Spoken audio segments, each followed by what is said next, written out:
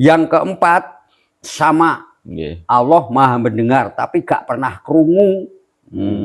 Nak pernah krungu orang-orang Jati sini nandur nanam itu tembakau, tidak mau hujan sebenarnya ini supaya enggak hujan, do tangisan, do lelep bakone. Do nangis kabeh Gusti Allah gak pernah krungu. Nek krungu malah dikeke. Krungu malah yo piye yo. Gak adil kok malah. Ra betah karo tangisan. Jadi orang-orang yang khotbah di masjid, yang semua di masjid, Allah ku budek nang gek eneng Gusti Allah apa kleru tampane ngono kuwi. Disitulah maha nih Gusti Allah. Ngono lho. Mula Allah tuh maha mendengar, sama Allah mendengar tapi gak pernah mendengar. Oh, nggih berarti secara umum pemahaman tentang sifat maha ini sendiri sebenarnya juga ada kekeliruan gitu. Ada kekeliruan. Dianggap manusia Allah dibandingkan seperti makhluk. Seperti kita. Krungune makhluk iki anu Gusti Allah kaya krungune awake dhewe. Nggih. Padahal saya dengan Gus Sukron permohonya beda loh. Beda. Sak kampung ini pemerunya beda. Sakna Allah dingai krungu tenan ngono lek kengek nuruti piye ya. Nah, itu gojekan lho ta. Tapi secara logika seperti ya, itu. Seperti itu.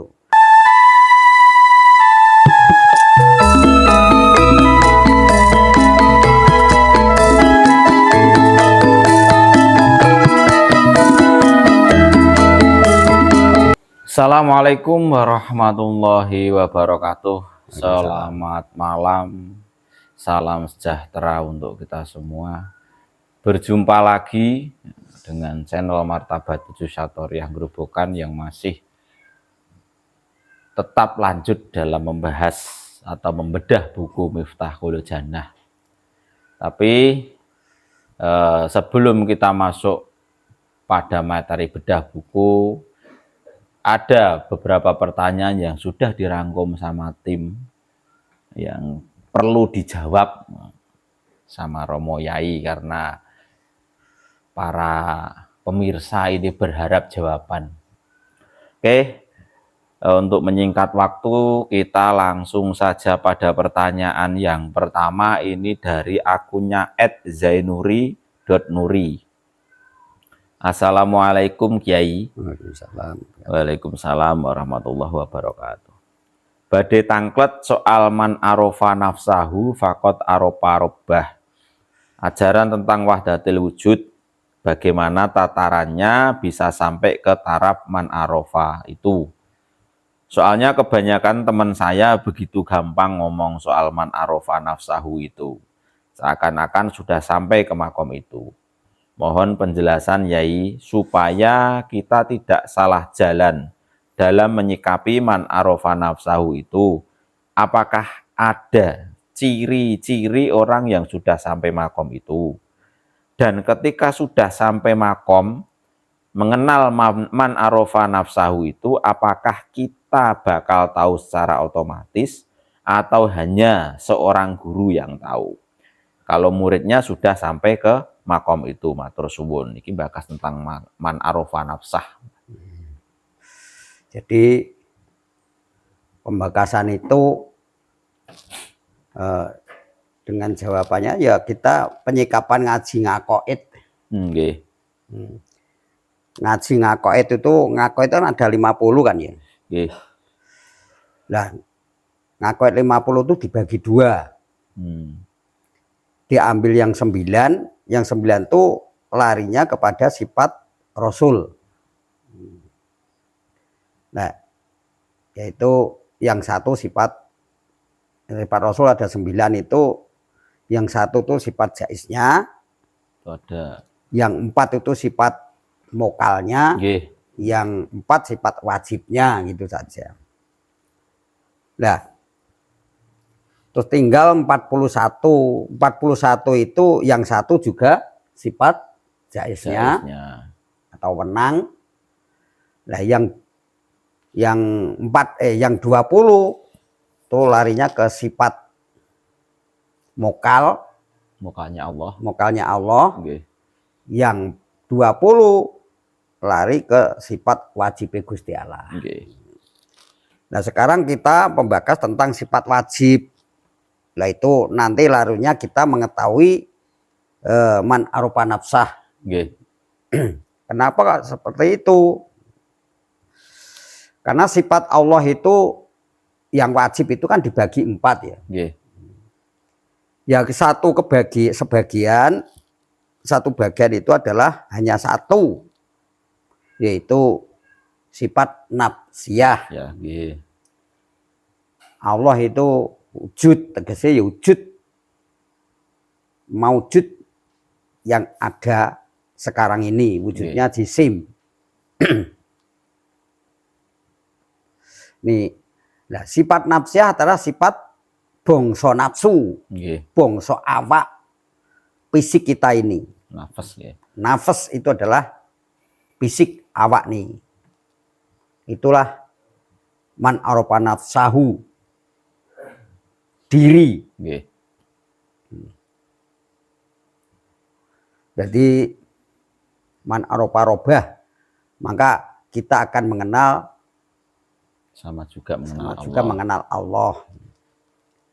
Terus pembagian nomor 2 itu adalah sifat sulbiyah. Mulai dari angka 2 sampai ke angka 6. Yaitu 5. Nah, 1 kidam. Allah itu dulu tiada yang mendahului. Ini sifat sulbine Gusti Allah. Bakok Gusti Allah tetap langgeng, gak pelong, gak wah, gak gisir, tetap. Muhalafatu lil kawadisi, Allah tuh beda dengan perkara yang baru. Jangan dibanding-bandingkan, disama-samakan pada sifat yang baru. Boleh kalau diumpama saja, itu umpama kan bukan iya toh ya. Umpama tidak mewakili seluruhnya. Tidak mewakili seluruhnya, hanya menggambarkan umpamanya.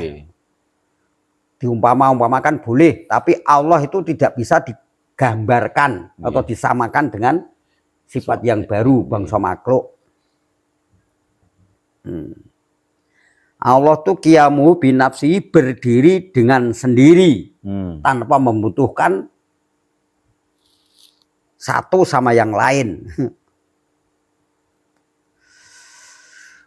Terus Allah itu wagdaniyah, bangsa nyawiji. Berarti bangsa persatuan. Jadi persatuan itu bukan kesatuan loh ya. 2 jadi 1. Antara nur Allah dan nur Muhammad. Jadi 1. Berarti Allah membenda bukan benda, Allah memakhluk bukan makhluk. Karena Nur Muhammad itu kalau dibandingkan dengan Nur Allah, Nur Muhammad itu termasuk makhluk. Walaupun itu dia barang bangsa kawak ya. Bangsa kodim. Nah, itu adalah sifat sulbiyah, pembagian yang nomor 2. Terus pembagian sifat Allah yang nomor 3 itu mulai dari angka 7 sampai ke 13. Itu sifat ma'ani. Nah, sifat ma'ani ini yang duduki pada sifat nafsiyah. Yang pertama tadi. Sifat nafsiyah itu yang pertama hanya 1 saja, yaitu sifat nafsi. Bangke, mayit, benda yang bisa mati. Karena kita hidup bisa berjalan, itu mayit berjalan. Karena dia kedudukan sifat 7 sifat yang di dalam diri kita ini, sifat ma'ani ini. Nah, sifat ma'ani ini pertama adalah kodrat. Allah ki maha kuasa, tapi gak pernah kuasa. Masuk di dalam sifat nafsiyah. Jadi qadirun yang kuasa sifat nafsiyah. Irodah, Allah tuh maha kehendak, maha rencana, tapi tidak pernah merencanakan sesuatu. Masuk di dalam sifat nafsiyah, bleng. Itu jadi muridan yang punya rencana dan kehendak lah. Diberi kekuasaan Allah itu di dalam diri itu, dalam rencananya digunakan untuk apa? Negatif apa positif lah. Ini sehubungan dengan neraka dan surga tadi. Kalau kamu diberi kuasa oleh Allah di dalam dirimu, nafsiyah mula-mula bangke mayit tidak berdaya ini kemasukan sifat kodrat bisa jenggelek seperti ini ya. Terus dikasih yang namanya irodah, namanya maha rencana. Lah, masuk dalam diri kita bleng jadi yang punya rencana. Direncanakan kemana? Direncanakan negatif apa positif? Allah tidak pernah melarang, Allah tidak pernah memerintah. Persilahkan pilihanmu sendiri. Surga apa neraka tergantung kamu sendiri milih, gitu kan? Ya. Karena Allah hanya memberi lapangan saja. Pilih negatif apa pilih positif. Nandur rawe apa nandur pari. Nak nandur pari sing diunduh pari ya sing diunduh pari. Nak nandur rawe sing diunduh ya rawe. Maka dunia ini sifatnya adalah karma.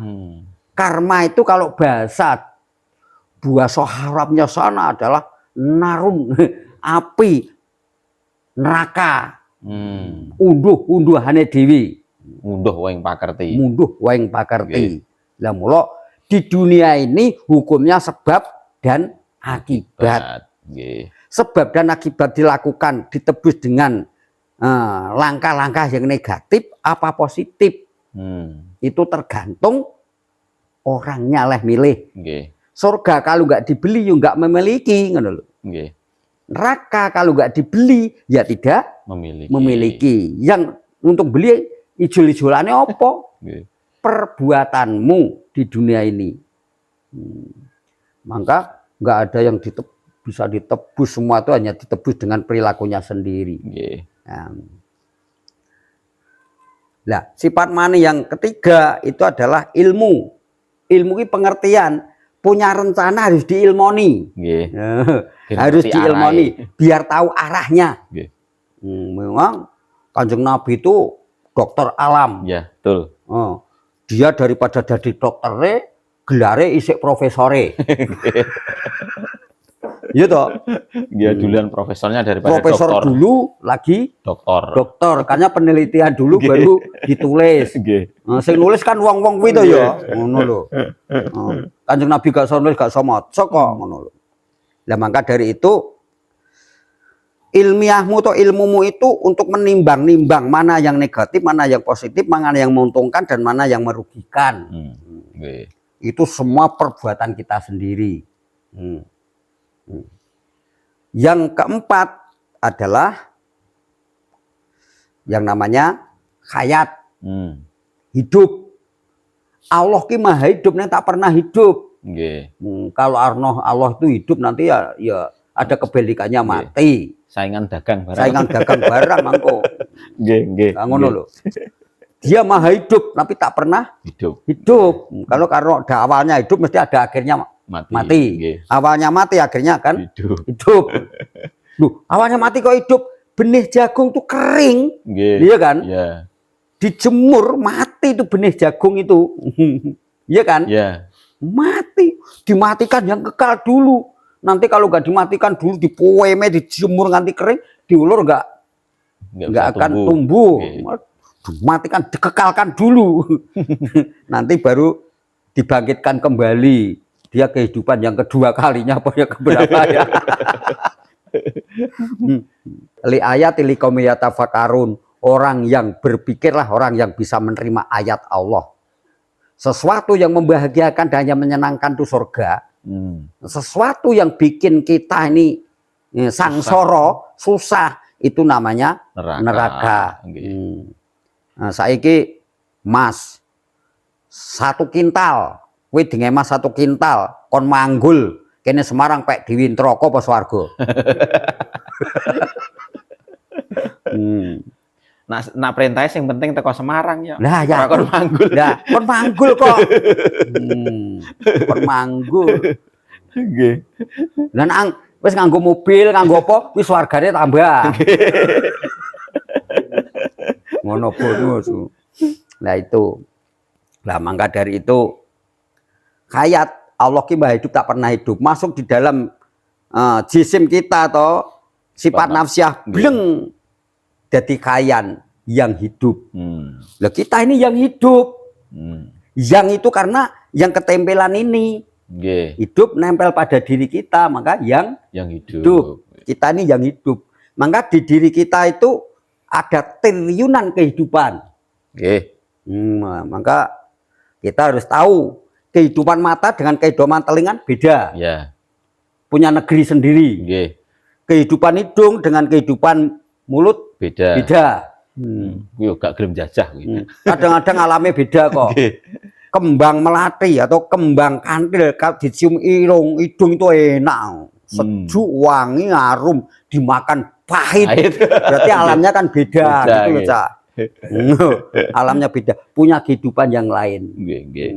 Semua wulu kuku di dalam, sedangkan kehidupan rambut aja kan beda-beda. Rambut sini dengan yang lainnya kan namanya beda walaupun serupa ya. Serupa tapi beda. Tuh kehidupan sudah beda-beda. Nah, mari kita harus tahu kehidupan kita. Nah, ini hati-hati kita menerima. Ojo seneng siapa iso menerima itu hadis man arafah terus merasa wah saya kenal Gusti Allah, keliru besar. Kebalikan. Nah, maka diterangkan video ini sampai selesai. Yang keempat, sama Allah maha mendengar tapi gak pernah krungu. Nak pernah krungu orang-orang Jati sini nandur nanam itu tembakau, tidak mau hujan sebenarnya ini supaya enggak hujan, do tangisan, do lelep bakone. Do nangis kabeh Gusti Allah gak pernah krungu. Nek krungu malah dikeke. Krungu malah yo piye yo. Gak adil kok malah. Ra betah karo tangisan.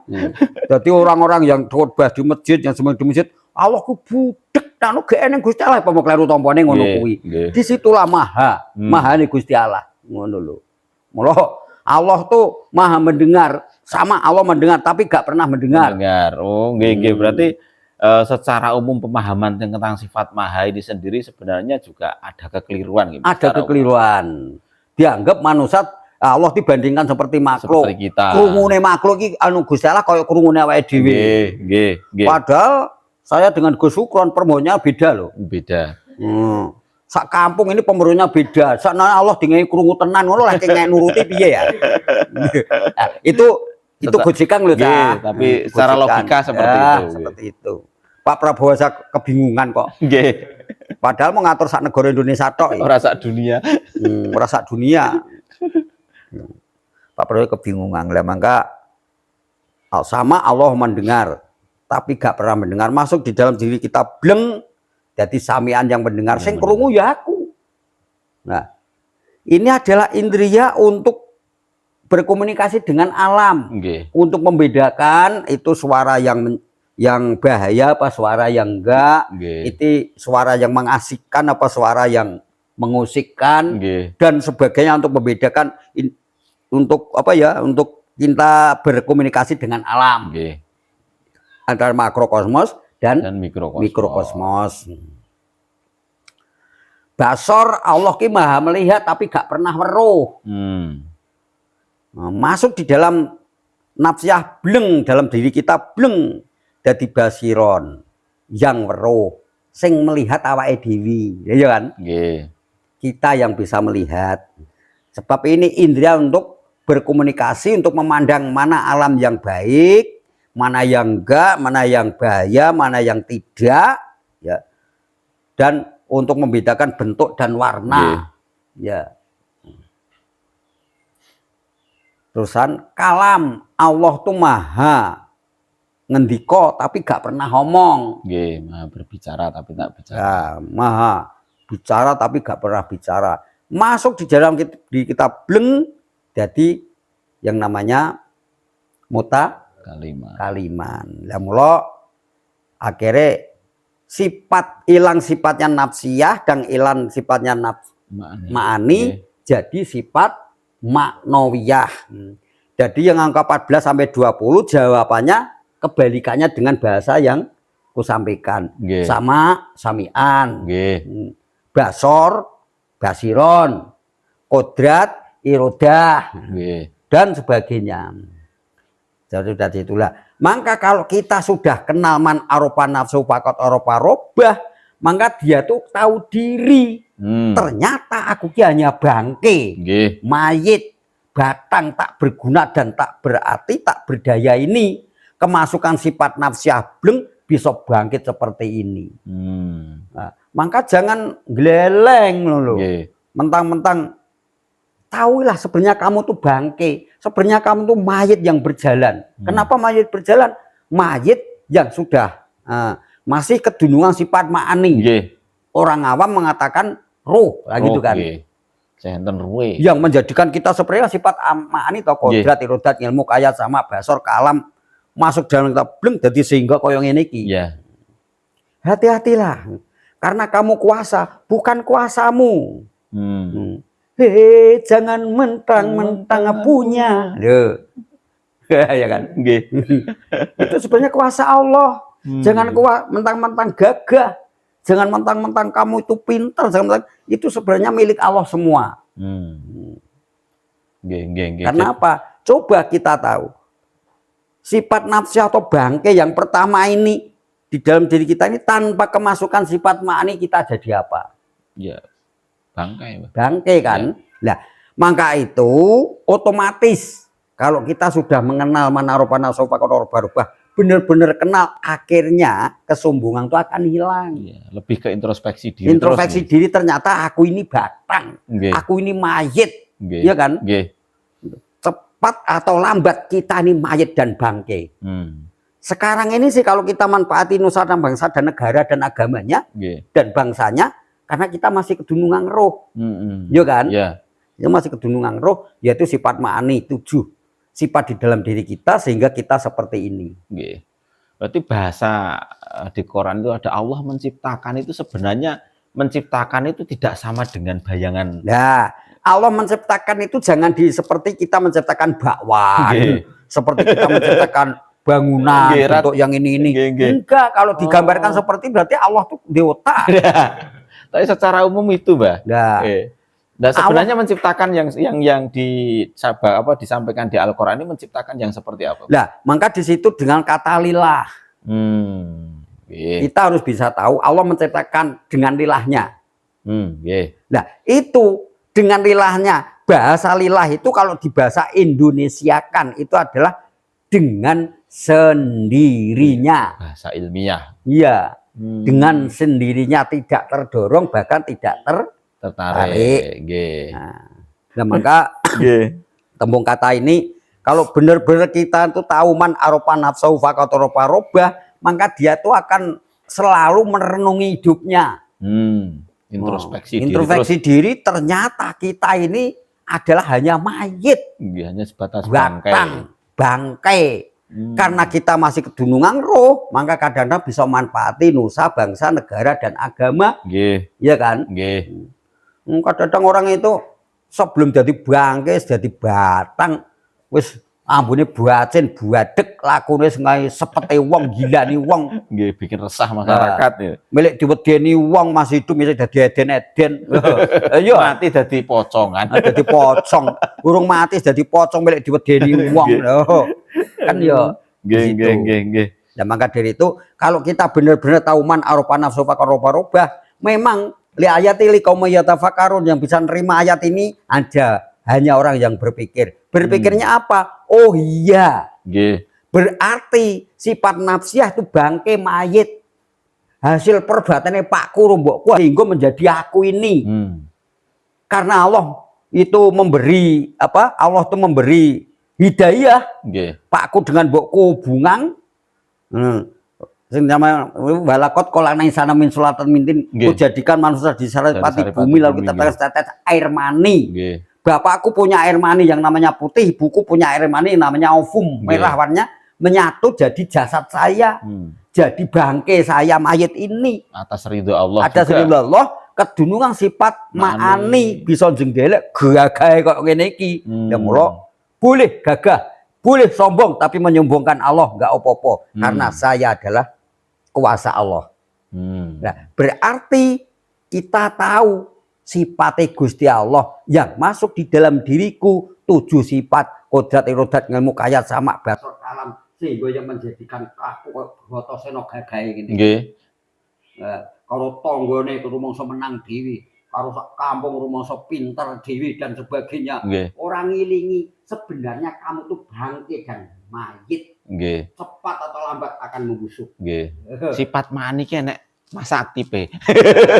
Ada masa aktifnya, nanti juga ada Masanya. masanya. Kontraknya habis. Kontraknya habis, kita juga akan mengalami yang namanya Mati. kekal itu apa? Kekal itu Kebalikan pasif. pasif. Nanti Nggih. akan ada pasifnya.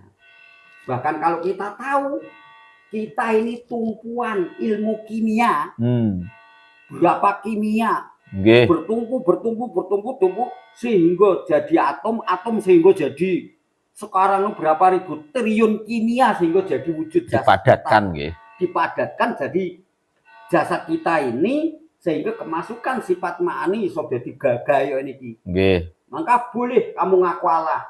Aku ini kuasa Allah. Loh, ngaku kan? Nggih. Ucap aku adalah kalame Gusti Allah. Nggih. Peninggalku adalah basirone Gusti Allah. Nggih. Iya kan? Nggih, sifat ma'ani tadi. Sifat ma'ani. Ilmuku ilmune Gusti Allah. Semua milik Gusti Allah ternyata yang kumiliki hanya bangke saja. Enggak bisa apa-apa kalau saya enggak kemasukan sifat ma'ani di dalam diri kita. Nggih. Malah keliru. Kalau kita mengetahui tentang itu, oh ternyata kita ini mayit dan bangke, akhirnya malu kudune. Nggih, bukan malah sombong. Bukan malah sombong. Nggih. Ya memang, kalau secara ilmiah kita bisa tahu, oh iya, Allah di dalam aku tuh sifat ma'ani itu, kekuasaannya, ya kan, ilmunya, hidupnya, penglihatannya, pendengarannya, alamnya, semua di dalam aku. Maka namanya aku. Itu kalau kita menafsir kata-kata aku itu artinya Allah kuwasa. Aku ini kuwasa Allah. Ya. Karena ada sifat ma'ani di situ tadi yang namanya roh. Itu kurang lebih jawaban yang pertama ini. Apabila kurang jelas, boleh datang kapan saja. 24 jam waktunya. Nggih, waktunya 24 jam. Waktunya. Soalnya gak iso kelong kuwi, Pak. 24 jam kuwi gak iso ditambahi. Tapi aku tidur jangan diseneni. Aku mengatakan waktu ini sedina sing 24 jam. Kuwi ditambahi yo gak iso, dikelongi gak iso. Yo 24 jam.